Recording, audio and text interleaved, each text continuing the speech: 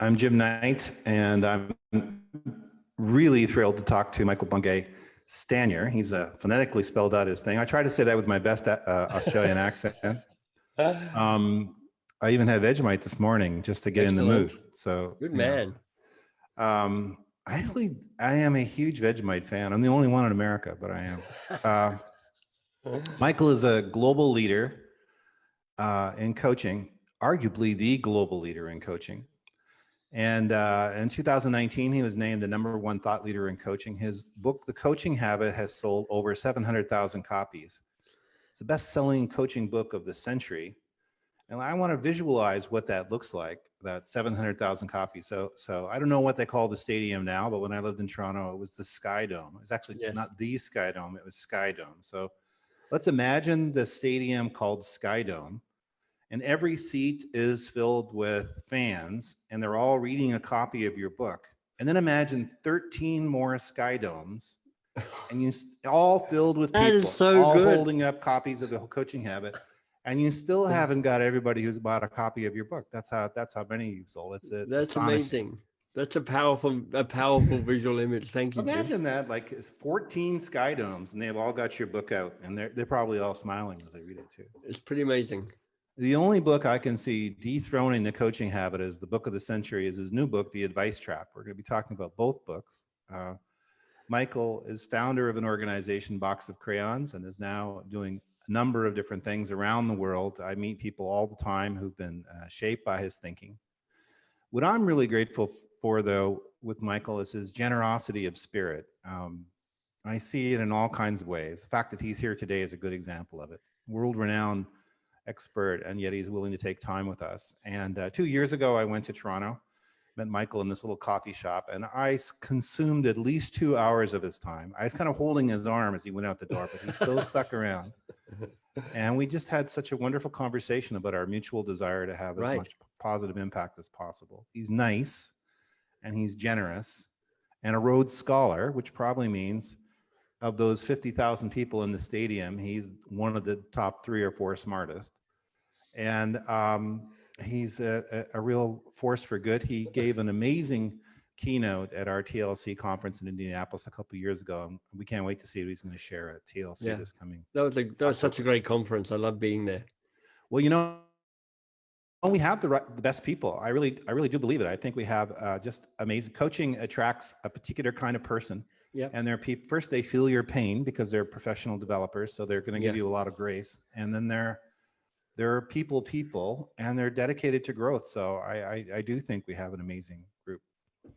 So I have some questions. We'll see where this goes. And we'll talk for about maybe 45 minutes or so. And then people have submitted some more questions, and I've tried to edit them, and let's see where it goes. And you can take this in a different direction if you like to. I'm just excited to have the conversation. So I'm excited too, Jim. I'm a fan of your work and what you built and the community that you nurture and help guide. So I'm always happy to have this conversation. So thanks for having me back. Be careful, because I'll keep hunting you down. I'll keep grabbing your arm as you go out the door. Well, I've got your books up on my shelf around the corner here as well. So, there's mutual admiration here. Well, you're kind, but here I got this one. Oh yeah. Complete with all my notes in it on how to do more great work. I've got this cool book. This book is called Get Unstuck and Get Going. And so what Michael's done with this book is it's kind of like those flip books you get as kids. So it's got different elements, and you can flip it to kind of solve your problem.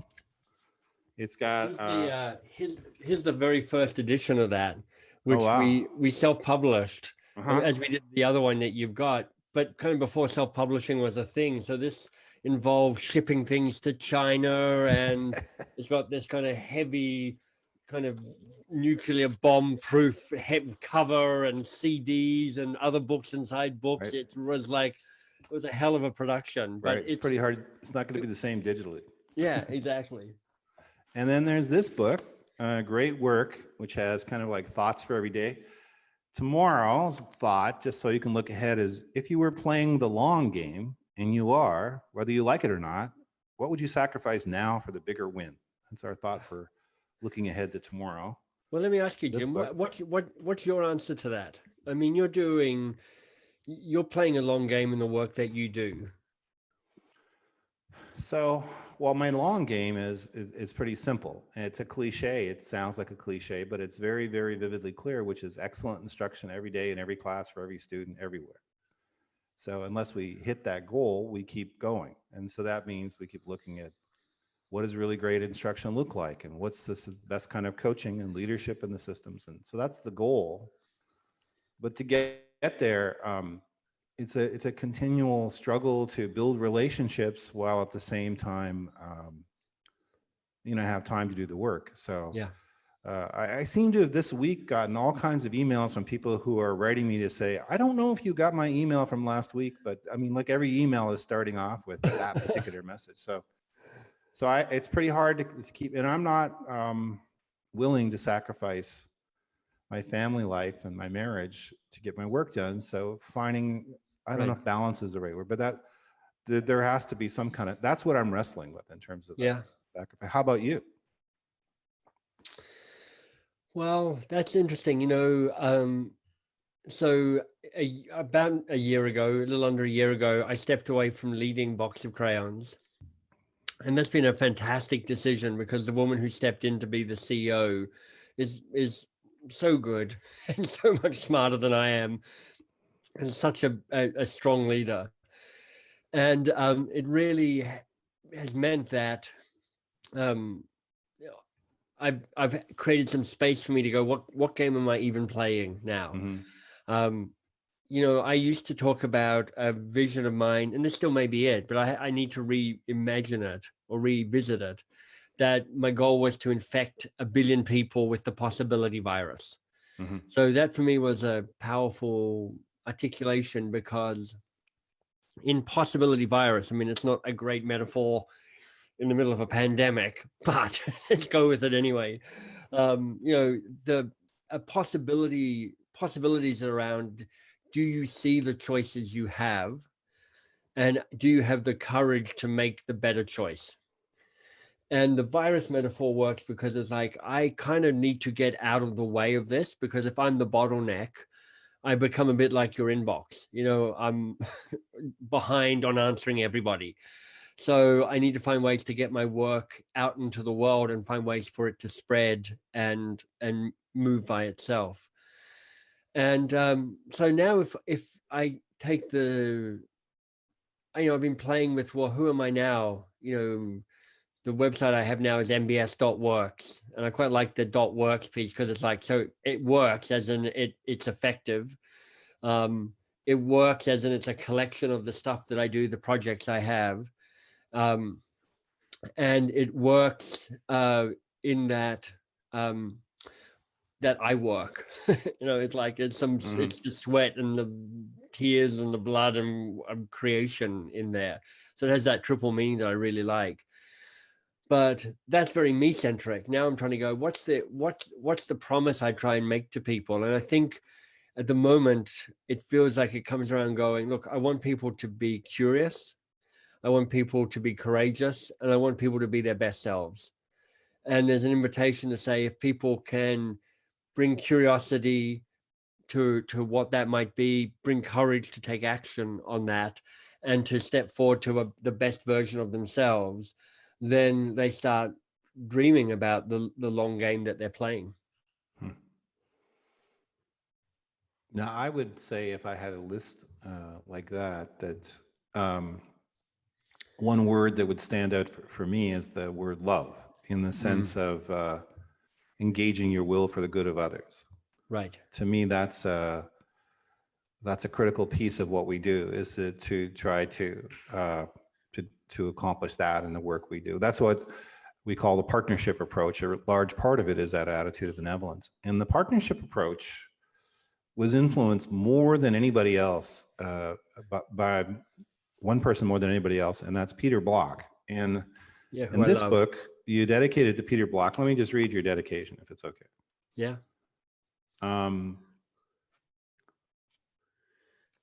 This book is dedicated to Peter Block. More than 10 years ago, he was kind enough to write a blurb for my first book, Get Unstuck and Get Going. We already looked at that. most blurbs tend to be a little shallow and fair enough. They're meant to help sell a book with some razzle dazzle, but Peter's was different. He wrote, "This is a quiet political message that coaching is available to all of us, and it's not a profession, but a way of being with each other." And that observation has become the raison d'etre for the work I do and the work we do at Box of Crayons. We want to democratize coaching. So what was the impact of Peter Block, and what do you mean democratize coaching? There's a way that coaching is really, in the end, it's a technology to help people communicate better, to build better relationships, if you want to go to the kind of the model of Martin Buber, that philosopher who says, look, there are two types of relationships in the world. There's I, it, and there's I, thou. And I, it is when you've kind of lost a little of the humanity. You've kind of objectified the other person. And I, thou is when you're able to, as I think of it, be present to the kind of fullness and messiness and complexity and brilliance of that other person. Really, you're able to love them, to use that word that you mentioned before. I think coaching, where you are able to show up and be open-hearted with that other person, allows I, thou relationships. Because, the way we end up defining coaching or being more coach-like is, can you just stay curious a little bit longer? Can you rush to action and advice giving a little bit more slowly? And the curiosity has a kind of open-mindedness and an open-heartedness that allows a connection.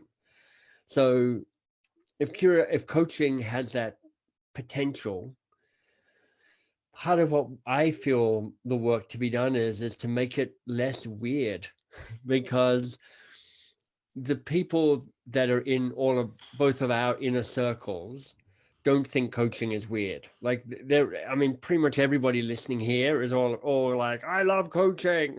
Coaching's awesome. And that's great.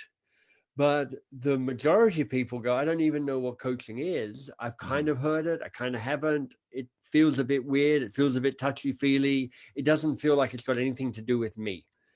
And democratizing coaching is really fancy language to say it'd be great if more people were able to stay curious a little bit longer, because you'd have, I think, better relationships, better conversations, better outcomes, better world, that sort of stuff. My friend Anton would call this my Messiah complex, but you know what? I'm just going to embrace it. Go for it. The people watching this are actually coaches of coaches of coaches. That's what I think they probably are. They're at the meta level for coaching. So I want to come back to what you said about the democratization a little bit when we talk about the advice trap, when we talk about different kinds of change, but I can't let you go without asking a few questions about the coaching habit. So the first thing I want to ask is, how did the book come to be? Can you sort of tell us the story of how it became the book that it is? So I had an idea for this book, which is in part just grew from the experience of teaching people to be more coach-like. And, you try a whole bunch of stuff out and you see what works and you see what doesn't work, and you start developing concepts and ways of articulating stuff that starts to land. And I'm like, there's something powerful here. And as you know, Jim, because you write books as well, when you decide to write a book, you want to be really confident you want to write a book, because it's mostly a miserable experience. It's hard. Statistically, almost nobody is going to read your book. So even though it takes you hours and hours and hours, most books sell less than 1,000 copies. So if you think that at a minimum, you've spent probably 1,000 hours on a book, it's a terrible investment of time, unless you've got a real way that this book fits into a bigger plan. And I think one of the reasons that you and I write books, Jim, is that we can see how this fits into a bigger plan of what we do. We have a community that we serve. We have a business that this can help fuel and fund and be part of in a way. So that all helps. But anyway, I published the red book that you held up, Do More Great Work, with a New York publisher called Workman. And so I went back to them because I had first right of refusal on the new book. And I'm like, here's the idea. And they're like, maybe. Show us what you think. So I went away and I wrote the book. I came back to them and went, ta-da. And they went, no, we don't like this book. And I was like, oh, man. So I went away and I wrote another version of the book and came back and went, ta-da. And they went, no. And I was like, And actually, this kept going on. I wrote probably 4 or 5 complete different versions of this book and grew to hate it. And I got myself an agent, then I fired my agent because it just really wasn't working at all well. And, I had moments of feeling demoralized about it and other moments of feeling outraged about it. And eventually I was like, you know what, there is a book here. And I've gone back to, I've found my path to going, I've got this idea and now I know it's the idea. This isn't I'm testing the idea. I'm like, I see this book. This is the book I'm going to write. And I went back to them. I went, I got it now. It's this book. And by the way, it's now a yes or a no. It's not a go away and have another crack of it. It's either it's this or you're saying no to the book. And they went, no. And I was honestly gutted because I thought it was a good idea for a book. And B, I was always like, wouldn't you bet on the person? Because the Do More Great Work had sold 80 or 90 or 100,000 copies of the book. So it done pretty well. But they just didn't like it. They didn't get it. It didn't fit with their strategy at the time. So I was at a crossroads. I was like, do I go and find another publisher? Because, I know enough people to probably get meetings with some other publishers or other agents. I could probably find some way of making that happen. Or do I self-publish? And I just decided that I was going to self-publish, but I was going to do it really well. The rule was I had to self-publish as a professional, not as an amateur. So I started looking around and researching, and I committed to hiring a great editor, which I did, and a great designer, which I did. And the designer, Peter, then introduced me to a company called Page Two, who is effectively a hybrid publishing company run by 2 very experienced people from the publishing industry going, let's invent a new publishing model because the old one is a bit broken. And so with them, we produced this book really quickly. I mean, it was kind of 9 months from go to woe to do this next version of the book. And because I'd written it 6 times, I was pretty quick writing it the 7th time because I knew what I wanted to say, and I just written it a lot. And I had a great editor who made things smoother and cleaner and clearer. And so we launched it on February the 29th, 2016, because it was leap year. And I was like, that's cool. And in my mind, I was like, you know what? In 4 years' time, I can claim that it's its first birthday, so I can kind of fake the numbers on how many I've sold. And it just kind of took off. And somehow, I mean, I worked very hard at marketing it, but it also got a little bit of fairy dust sprinkled over it, and it's gone on to sell 700,000 or 800,000 copies now.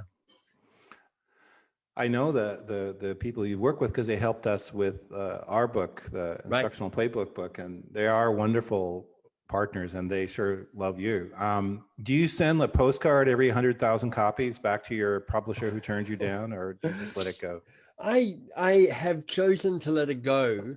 I mean, don't get me wrong. I feel pretty damn smug about the decision to self-publish. It's like the Beatles, turning down the Beatles. Well, it's possibly not quite as calamitous as turning down the Beatles, but I did in the dedications and acknowledgements, I say something along the lines of, it doesn't really matter, but I kind of say, hey, thanks for, there we go, to blah, blah, blah, who said no to earlier versions proved to be astute. And I just kind of gave them a shout out going, you said no, that helped me. Thank you. I don't think I need to rub their face in the fact that they probably regret turning down the book. Right. So I wanted to ask about the title. It's not How to Win Friends and Coach People, and it's not the 7 highly effective coaching questions. It's the coaching habit. Yeah. So what do you mean by coaching, and what do you mean by habit? Yeah. So both good questions. I mean, part of it is this piece around democratizing coaching. And what I've ended up saying is I'm not actually trying to turn anybody into a coach. What I want is everybody to be more coach-like. And to be more coach-like is that definition I've said before, which is, can you stay curious a little bit longer? Can you rush to action and advice giving a little bit more slowly? And that's what we keep saying. That's the behavior change. When you look up, what are the definitions of coaching? There's a lot, and they're all kind of similar, but they're all slightly different. They're often, unlocking the potential of this and helping that. And those are all good outcome descriptors. But what I focus the definition on is a behavior that is the process. Just stay curious a little bit longer, because that just feels more doable for people. Because when you say, I don't know what coaching is, and I go, it's this, they go, I could probably give that a go. I could probably try and stay curious a bit longer. I can probably see why that's helpful. Whether I'm an executive, a manager, a teacher, a principal, a superintendent, I can see how curiosity would be good for me, for my team, for my classroom, whatever it might be. But the success for me is people doing things differently. I'm trying to change behavior. And that's why it was called the coaching habit, which is part of my belief is coaching is most effective, not when it's an occasional, slightly formalized event. Hey, Jim, it's the 7th. It's time for our monthly coaching session. Come into my office because we're going to coach each other, or come meet me on Zoom because I'm going to coach you now. There's a way that executive coaching sets that model, which is we have occasional formalized regular meetings and you get coached and then you go back to your regular life. But for me, the 3 principles of successful coaching are be lazy, be curious, be often, which are kind of, a little provocative. Being curious, people will understand right away. In the language of the new book, it's like learn how to tame your advice monster. Being often is, being lazy is the most obviously provocative of that, because everybody listening here, nobody goes, oh, I'm a lazy person. But the message is stop solving other people's problems for them. Allow them to step in and own their own problems and solve their own problems.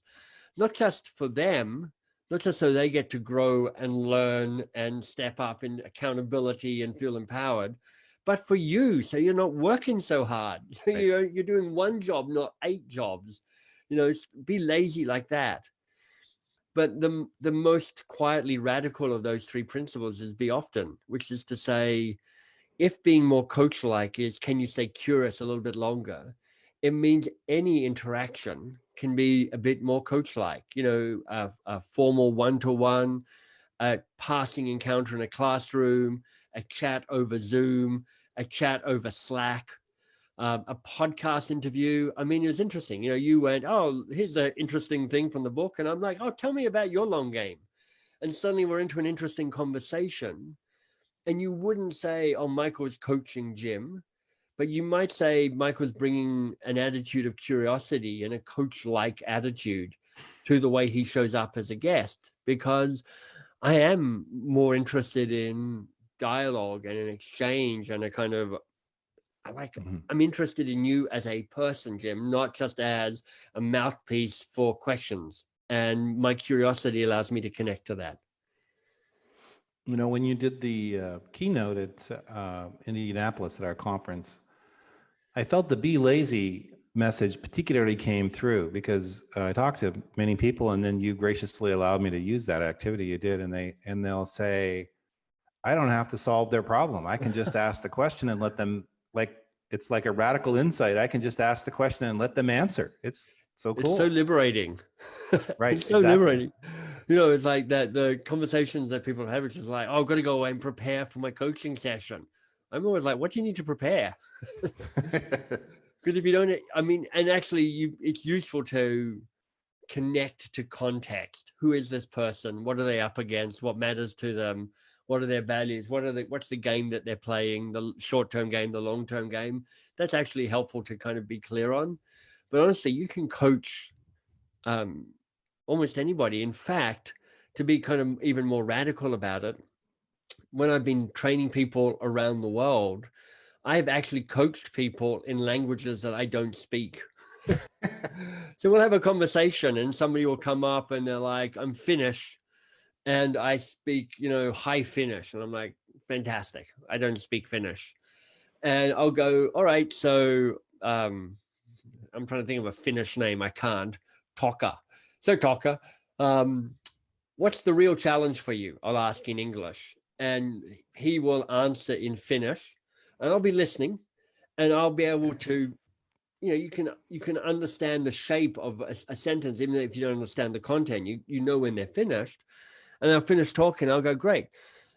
What else is a challenge? And they'll go, oh, and they'll tell me the next thing in Finnish. And I'm like, yeah, great. Is there anything else here that's a challenge for you? And they'll say, yes. And I'll keep talking. And I'll go, this is brilliant. What's the real, out of all of that, what's the real challenge here for you? And they'll tell me. And I've had no idea what we're talking about, but the structure and the process actually allows you to show up and be more curious, because what you're doing in being more coach-like is you are creating a space in which people are allowed to figure some stuff out. So, I think being more coach-like is in essence remembering how to be a powerful teacher. I think of three of my four grandparents were teachers. One of my brothers was trained as a teacher. I feel like I'm a teacher. I'm just not doing it in the context of the standard classroom. And in those moments, what I'm always trying to do is go, can I create a learning moment for you so that you create a new neural connection? And my curiosity and my willingness to not rush in with action and advice giving creates the space for the people to make the aha connection. Jenny and I took the questions out to dinner once. We had this thorny issue we were going through, and we just asked each other the questions. So we had a really good conversation. And I see it again and again and again when people get together and ask the question. It's led me to ask myself, well, can I do it to myself? Can I just go, Jim, what's on your mind? And what's your real challenge? And well, I think that's a good thought exercise. I do think there's something about having another person there responding. And I've also wondered about an app. Could you create an app that just says, what's the real challenge? And I don't think it's going to be the same as having a human interaction. I just don't think it's the same. So the question I always hold is would it be good enough?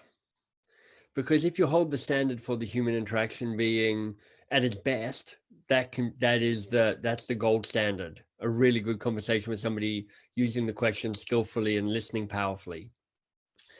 But you know what? There are human to human interactions which kind of suck. They don't ask the question, they don't listen to the answer, the questions don't follow. There's kind of there's a suboptimal human experience as well. I think trying to answer the questions in your own head just gets slippery because you get distracted and you collude with yourself to avoid the hard answers. I think though you can take those questions and journal them, and they become, you're answering them in a different way because you're making concrete your answers, right? And you're slowing down the piece, so it's got more of the rhythm of a conversation. Whereas in your head, you can just kind of blast through, and it all kind of gets a bit mushed up. Yeah, I don't know if you're familiar with the examine questions from the Ignatian way of looking at things. And then I use the PERMA acronym to say, well, how positive was yesterday? How engaged was I? How were my relationships? And I write a journal every morning when I get up, and I give myself a score. So nice. So I'll say, well, today is a 3, but it would have been a 4 if I'd done this. And it's just kind of a way of reflecting. And I find that really, really helpful. Well, I've got 3 questions that I check in with in the morning at the moment, which I'm liking. They come from my friend, Neil Pezrica. I'm just going to grab his book. Mm-hmm. Neil wrote the Book of Awesome some years ago based on a podcast, a blog post that he did. This is his latest book, and it's his best book. It's this combination of his research on happiness and his research on what it means to be awesome. And it's really wonderful. I love it. And from this book, I took his 3 questions, his kind of 2-minute check-in. What will you let go of? what are you grateful for? What will you focus on? Mm-hmm.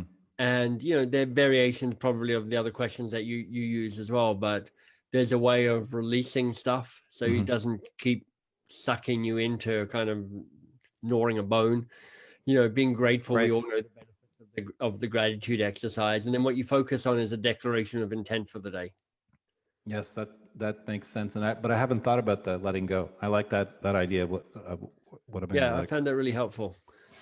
So I read in the advice trap that you had at one point 100 questions in the coaching habit, and you narrowed it down to 7. And now, first off, let me say, actually, I want that 100 questions. But the second thing is, how did you do that? How did you narrow it down to 7? What was that process? So my process is I take scrap paper and I write and I write and I write, because I am very structurally driven. For me, elegance starts with structure, and elegance is a key value of mine, a key outcome that I want, because an elegance speaks to sufficiency. There's the right amount of stuff there and no more. And when many things are created, but certainly when books are written, I always react to books where I'm like, this is flabby. I don't know why these 20 pages are here. They just seem to be using up 20 pages with no actual added value. And I want a tautness to my stuff, so it feels like there's an elegant arc to it, and it doesn't feel like there's a wasted page in the book. And if I think of a writer I really like, Charles Duhigg. He's got 2 books out. One of them is called The Power of Habit, and I think it's a fantastic book. He's a beautiful writer. He's smart. He uses science. He uses story. He's got that kind of combination. And then he wrote another one called Faster, Smarter, Better, faster. Yeah, which I just don't think is as good, because it doesn't have the rigor of the structure. It's kind of a piecemeal book rather than a single arc to it. So I literally just wrote and I wrote and I wrote. And I keep putting the designs, I design visually. So I'm kind of structuring stuff out. And I would literally just write out questions in order and going, does this feel like the flow? Do these feel like the questions? And, I went from actually more than 100. But the idea for the book was like 150 questions, each with 2 pages per question. And I kind of wrote it out and I went, this is just a terrible book. It's unreadable. It's boring. It's tedious. You've got the paradox of choice, which is, whilst we all feel like we want more, at a certain point we're pouring water into a full glass. It just doesn't work. So that discipline to go, and this was a mantra as I wrote both of these books, what's the shortest book I can write that would be most useful? Just meant that I had to keep cutting it. And I experimented with 9 and 8 and 7 and 5 and 3. And in the end, 7, in part because of 7 habits of, highly successful people. It's got a power to it as a number. Telephone numbers, 7 deadly sins, 7 fruits of the spirit. Exactly. 7 Beatles. There's maybe I don't have that right, but at any rate, the Fab 7, I think is what. Exactly. So we should probably turn to the. They were originally the Fab 7, and it wasn't working out for them. They fired a few people and went down to 4, and they took off for them after that. That's right. So the advice trap: be humble, stay curious, change the way you lead forever. I'm going to ask a question I have an answer to, but why is advice such a bad thing? Don't people want our advice? They do. And advice isn't a bad thing. Advice is useful. This whole conversation is a smattering of advice. Like I'm telling you stuff. I'm trying to teach people stuff. So advice isn't a bad thing. This is not a book that is against advice. This is a book that says, when advice giving is your default response, you lose, they lose, we all lose. And it's about breaking the default response. That's the advice trap, is that you go, somebody starts talking to you, and in 10 seconds, you've made the decision about what it is that you need to tell them. And now you're just kind of waiting for them to shut up so you can actually offer up your genius idea. Mm-hmm. That's the trap. And that's what we're looking to try and shift. You know, it comes back to that definition. Can you slow down the rush to advice giving and action? And the advice trap is that when we don't slow that down. I was in Salt Lake City a while back. Actually, I was in Provo, but in Utah. And there's a group of people we got together, and one of them asked a question about how to address some kind of coaching issue in her school. And then I immediately told her, here are 5 things you should do. And everybody at the table gave her 5 things. And she's graciously nodding her head yes and writing these things down and saying, oh, it's so helpful. But partway through, I went, there's no way she's going to do any of this stuff. It's not even going, it's going nowhere, you know? And it felt good to give advice. Like, I have your solution. Here's what you need to do, but it didn't do anything. What would you have done in retrospect? What would you have done differently? Well, I think she would have got more out of the session if she had come to some awareness on her own, instead of us all pumping her full of ideas. Yeah. Which gets to this question I wanted to ask, which is, I put it this way. I have this friend, and when he's reading your book, he was thinking, I know people don't want other people's advice, but my advice is golden. I mean, I really do know what people need, and I need to give them the advice. Exactly. So what do you have as advice for my friend? Well, your advice might be golden. You know what? I think I know your friend. I think he's also called Jim, you know, kind of weird coincidence. Right. So if you go back to the woman who you were meeting in Provo, right, I'll tell you the 2 things that I might have done and handled it differently, because I have 2 assumptions. One is whatever she's just told you is the problem that she's up against. That's not the real problem. It's just her first guess. It's probably close to it, but it's probably not the real problem. So the first thing I would have said to myself was, let's figure out what the real challenge is here. Because quite frankly, if the thing that I help her with is figuring out what the real challenge is, that's the much bigger contribution than coming up with a fast, wrong answer for her. So I'd have gone, that sounds interesting. So what, say more about that. What's the real challenge here for you? That's, you know, my focus question, which I love so much. Right. And it would have, if I had to put money on it, I'd say, I bet you that problem shifts a little bit. It becomes a little more nuanced. It probably becomes a little more personal. And then the second principle I have is they've already got some answers. So there's no point in me giving answers till I figure out what they already know. So I'd go, okay, so if that's the real challenge, my bet is you've got some ideas right away. So what's the first idea you've already got? And then I would listen and I'd go, that's great. I love that. That's a real possibility. And then I'd go, and what else could you do? Because you got more than one idea, I'm sure. So what else could you do? And she'd come up with something. And I go, I love it. What else could you do?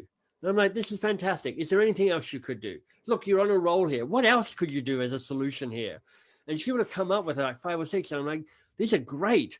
Does this feel like it gets you the answers that you want? Or do you want to hear from other options from me and from other people?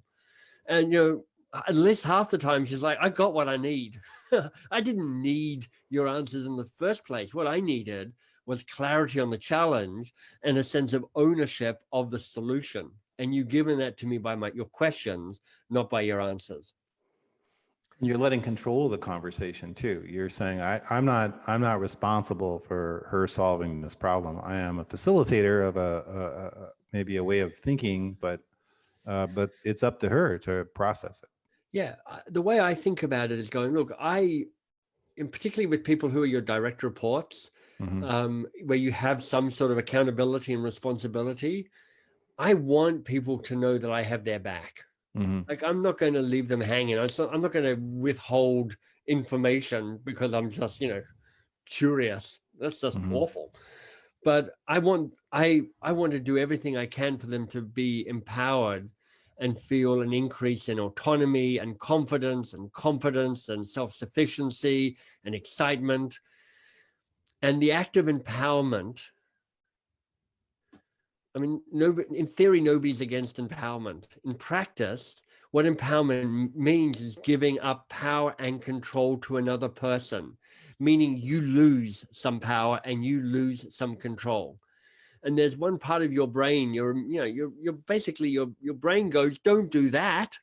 That sounds a terrible idea. I mean, you're overcoming a primitive wiring here that says, at no stage should you give up power and control, because those are good survival things. You want those.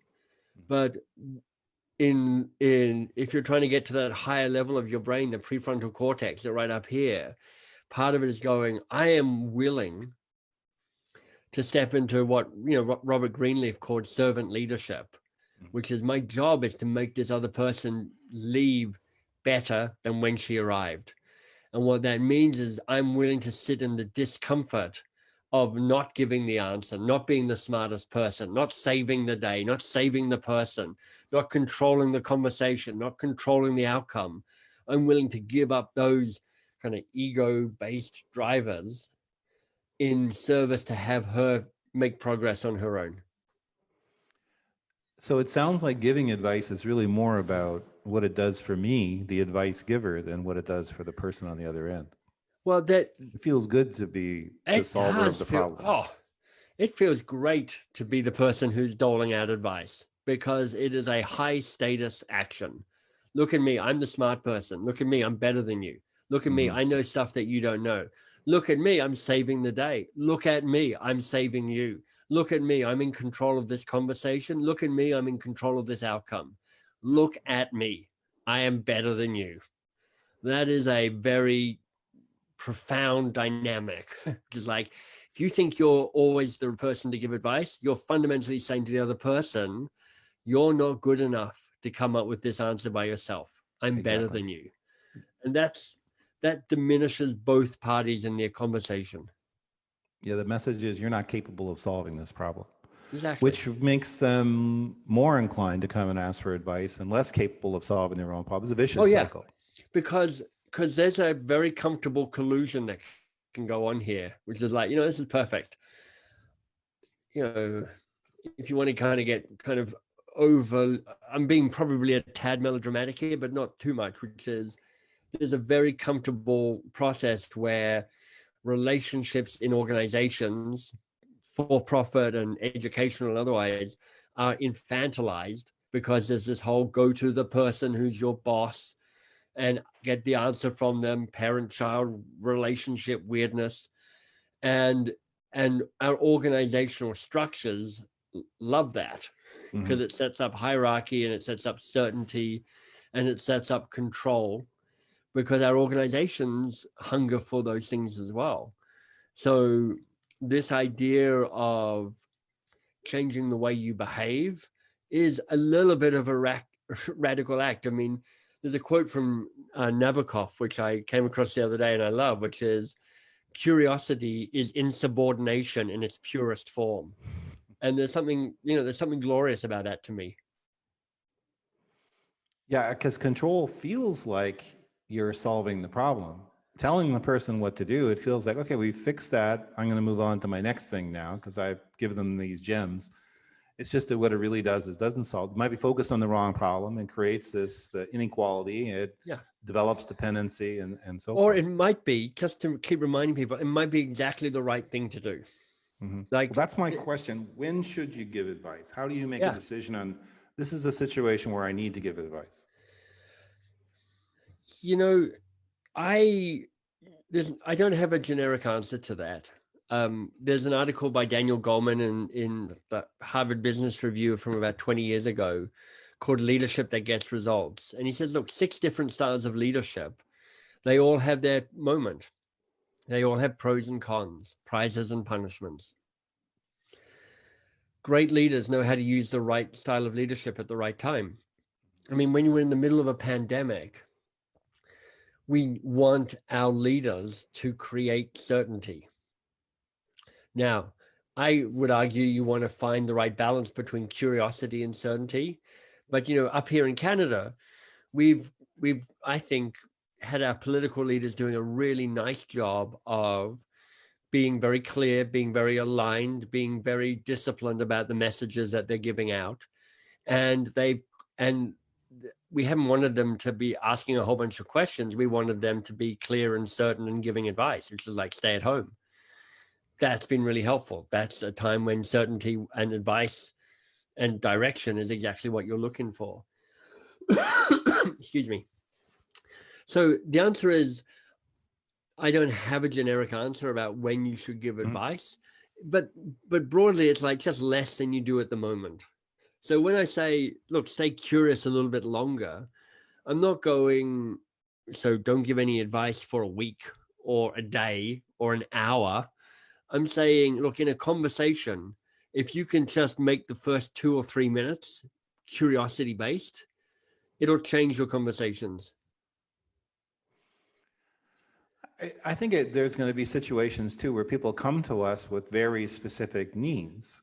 Yeah, exactly. I don't know if advice is the right word, but if someone comes to me, not that I could answer this question, but if they said, how do I use Padlet to engage students, and and I know how to do it, then I would say, well, here's what you can do.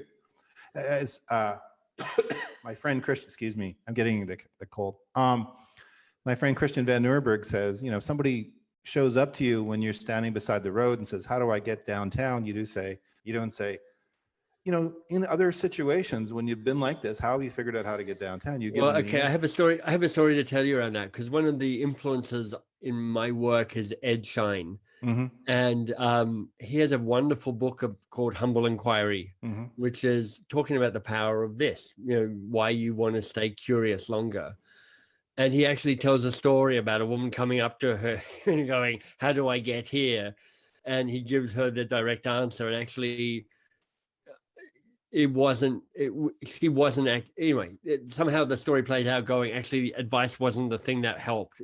A question would have actually gone, it's like, what are you trying to get there? She's like, I'm looking for a supermarket. And it's like, oh, I said, any supermarket? Because there's one right here, and it could have been different. So even in those explicit moments, a question or two can just make sure that you both understand what the real challenge is and the thing that's useful.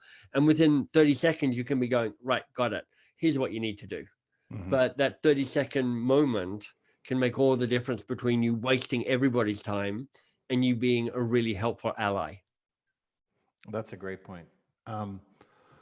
There's quite a few questions that were sent in on Facebook. So I'm just going to pick a couple. One of them is, sometimes someone will ask for advice, but what they really want is affirmation. How would you recommend responding if we suspect they're seeking affirmation instead of honest advice? I'm not totally sure what that means. So what they mean by affirmation, which is like, are you just looking to confirm the idea that they've already got? But part of my principle around being lazy is just anytime I've got a dilemma in my head, I just ask them. Mm-hmm. I go, so let me check in with you, because I don't want to get this wrong. Do you want me what sort of advice do you want here? Do you want me to tell you that your idea is a really good one?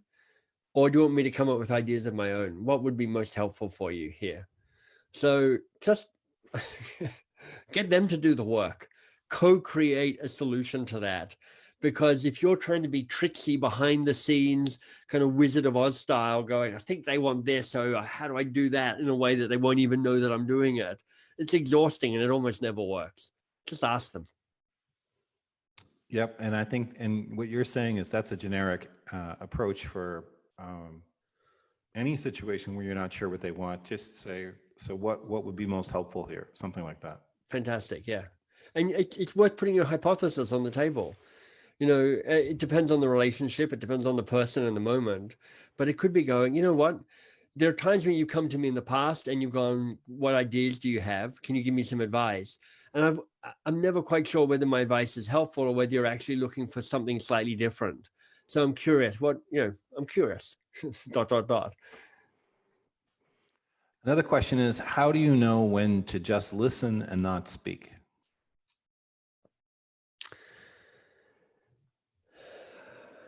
It's practice. It's practice.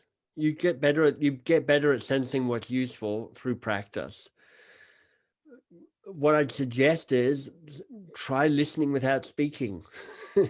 And then when finally somebody goes, what the hell are you doing?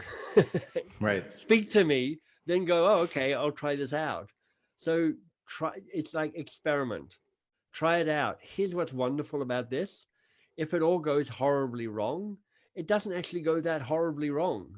I mean, what normally if you've asked a coaching question and it doesn't work, mostly people kind of go, what? I don't get what you're asking me. Mm-hmm. And you're like, oh yeah, terrible question. Let me ask you a different one. If you're listening and they're like, Michael, I appreciate how intently you're listening, but I could really do with the guidance here. You're like, Mm-hmm. oh, okay, let me give you some guidance. Yeah, part of that seeking advice on the part of the coachee, for lack of better terms, I think it's a ritual or a structure that people want, and Yeah. so they think, well, I should be asking for advice here, even though they don't really want it. If you I've were got to a probe a bit further. script that I can share with people, which is when somebody comes to me and goes, hey, Michael, how do I? Mm-hmm. As soon as I say, how do I, it gets my advice monster going. In the book, we talk about these 3 advice monsters: tell it, save it, and control it. We've kind of hinted at them in the previous conversation. And there's nothing like a, hey, Michael, how do I question to get my advice monster coming up going, oh, this is awesome. They've literally asked you for advice. You kind of have to give it to them. So here's my script, and people can use this word for word. I go, hey, Jim, that's a great question. And you know what? I've got some ideas, which I will definitely share with you. But before I give you my ideas, I bet you've got some initial thoughts on how to tackle this. So I'm just curious, what's your first idea on how you tackle this? Mm-hmm. And then kind of like we have done before, I'd nod my head and I'd look interested. I go, that's great. What else could you do? Right. Yeah, cool. What else could you do? These are great, Jim. I'm really liking these. What else could you do? Fantastic. Jim, these are brilliant. I've got one additional thought that might be helpful. Let me tell you what that is. So I've got a script, which is a principle. I'm going to help them. I don't want them to leave feeling that I've not got their back. Secondly, they probably have some of the answers. May not have the best answer, may not have all the answers, but I have some of them.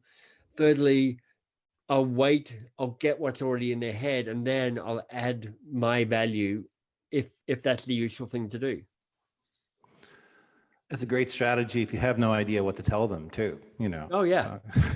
So what do you think you should do? Oh, what a good idea. That's better than what I would have said. Let's go with that. And my laziness is like, I go, wow, that's really good. I don't have any immediate ideas, but I'd be curious to know what ideas you've already got, because you've been thinking about this longer than I have. So what's your first idea? I just don't even bother pretending. It's too tiring. Mm-hmm. My memory's not good enough. I can't remember what I'm pretending to be. So I just have to be kind of straight up about it. You're making me think it's kind of really what we're talking about is really about authenticity, almost in the way Sartre talked about it, that we're acting a role versus really just being ourselves in the moment. Let's ask a question. And if I'm not sure what's happening, just say, I'm not sure what's happening. What do you think about this? And it's a sort of a transparency, authenticity, and so I forth. prefer the language transparency over authenticity, Mm-hmm. because everything I'm talking about here is a learned response. Mm-hmm. If I'm being authentic, I'm often just slumped on a sofa in my underpants eating cheesies. Mm-hmm. It's like not a good look. It's not that helpful. But what I'm working from is principles around treat them like an adult, co-create, empower, and share what's going on inside me, and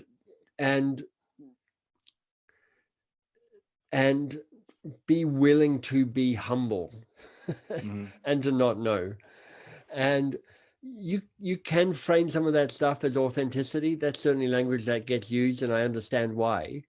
But I get a little entangled around this because I'm like, I don't know what authentic means. It's what the hell's authentic? Where there's kind of weird blend of genetic and cultural, what's learned, what's not learned. I think authenticity, the being authentic, this has actually been a thing I've wrestled with quite a bit. I think it can be an excuse for not becoming a better version of yourself. Like, I think you have your beliefs and you have your actions. And if your belief is other people's opinions should matter, yeah, but you interrupt, like I just did probably, and you're like, you don't live out your belief. I would want to be a truer version of myself as one who lives out their beliefs. But authenticity is kind of like, well, I'm sorry, I'm just a grumpy person, and that's just my right. authentic self. You know? Exactly. Like I'm constantly trying to author a better version of myself. I'm trying to learn how to be better. So it's not entirely sure what authentic is. At the same time, there's a degree to which part of the self-work that I've done is I've got clear on what my strengths are. And part of it's like I try and play to my strengths. You know, I'm a good teacher. I can be funny occasionally. At the moment, I'm a good spontaneous connector with people. So I try and play to the best version of myself around that. Yep. Well, that's the whole idea of your morning or evening reflection, where you say, what am I going to give up? What do I need to focus on tomorrow? That's It's right. about trying to be a better version of yourself. Right. I would say a truer version of yourself. You know? Sure. So one of the coolest features of your book is your year of living brilliantly, which is a brilliant idea. We used to talk about the week of eating dangerously when we went on vacations, Jenny and I. So I feel an affinity for this. But I love that. So tell us about that feature. Sure. Actually, there's a few good things in the book which are free, which I'd love people to know about. One is the year of living brilliantly. So if you go to mbs.works, you'll see the invitation for this. It is a year long, 52 weeks, 52 great teachers, including one Mr. Jim Knight. Each person is shot a video 2 to 6 minutes long, and they're teaching something. They're teaching something that's the best of them to teach. And it's a really diverse, interesting, provocative mix of people. It's amazing And people. yeah, It really is an really amazing. It's just the leaders in their fields. It's astonishing. Yeah, I'm really proud of that kind of that list of people I've curated. Also, that it's like more than 50% of women. There's like 25-30% of people of color. So there's a diversity of thought and experience in that group as well. The other thing that people might like is at theadvicetrap.com. So the website of the book, there's actually a questionnaire you can take to discover which your advice monster is. Is it tell it? Is it save it? Is it control it? So if you're that sort of person going, which one, you probably got an instinct, but if you'd like to discover for sure, you can find that at theadvicetrap.com. It occurs to me I didn't ask you my favorite question, which is, what's something most people don't know about you? So when I slip that one in here, I have one more question after that. That's a good question. You know, without revealing the stuff that I, hold in deep shame about myself, which I don't really want to reveal, which is like, there's a reason people don't know this about me, because nobody wants to know this about me. So one thing that I'll just pick one thing, which is, so I have a tattoo on my arm. Oh, wow. You can see like that. So I'm squeezing my muscles to try and make them look bigger than they actually are. Right. But it's actually vertical. It's a gum tree, a eucalyptus tree. Okay. And for me, I'm Australian by birth, and Proust, and whatever the name of his book is, Time Forgotten, talks about the Madeleine, and the Madeleine is this little cookie that takes him back and helps him visit times past. For me, eucalyptus of that. So, in my office, I've got a kind of a vase of eucalyptus. This is an awesome ceramic rubber boot that I got from Prague. But I've got eucalyptus leaves as a way of kind of connecting back to somewhere that's important for me. I don't know if many people know that about me. I don't think many people know I have a ceramic boot from Prague. I didn't know that. I didn't know about eucalyptus. And it's, well, Australia is a wonderful, this is the first year I haven't gone there in about 8 years, and I'm really missing the chance to go. I have great friends. Yeah, Same with, I will get to Canada, but I really miss living in Canada, but I love where I am too. So it's great to have, I can still go visit. I wanted to ask about TLC. So we're very hopeful that we'll be able to have our conference, the Teaching Learning Coaching Conference in San Antonio this year in October. If we can't meet face to face, and San Antonio is just going to be a great setting if we can do it. But if we can't meet face to face, we're going to have the conference virtually. So could you tell us about what you're thinking about talking about at the conference? We realize who knows what will happen between now and then. It could change. Yeah. What do you think? I'm still playing around with it, Jim. I'm going one or two ways. One might be a kind of deeper dive into the advice monsters and kind of going, what are your advice monsters and how do they show up and what does that look like? There's also a deeper dive into a model I teach in the new book called Easy Change versus Hard Change, and a kind of deeper dive into actually almost everybody gets in theory the idea of, can I stay curious a little bit longer? In practice, it's harder than you'd think. And that's because for many of us, that shift to being more curiosity based for those ego reasons you were talking about, being the smartest person, being in control, being the savior, are hard to give up. So my guess is I'll probably do some kind of process around that. All of my sessions are very interactive, a bit provocative, and I'm pushing behavior change. So you'll be working in small groups to deepen the learning. I want people to leave different people at the end of my sessions. The thing in education is, as a coach, I can justify giving advice because I'm doing this because of the kids in the classroom. Right. And there is a point where that has to happen. If you have someone say something that's hateful or destructive in some way, sometimes it has to be called out. For sure. But we can also, I've heard a lot of people say, I'm only thinking about what's best for kids as their justification for their idea. And it's kind of like, oh, well, what, you don't think we're thinking that? So it's even more complicated. So that emphasis on change is really, I think it's really going to be helpful. Fantastic. Thank you so much, Michael. It's always a pleasure. The hour for me just flew, and it just took me back to Toronto when we were sitting in that little coffee shop. It's fun. Thank you so much. Around the corner. I'm excited for them to reopen because they make a great croissant as well. Oh, there you go. I hope we get to talk again soon because that's such a pleasure. And I hope we see you in San Antonio. One way or the other, we'll see each other in October, if not before. All right. All right. Thanks, everybody. It's nice to see you all.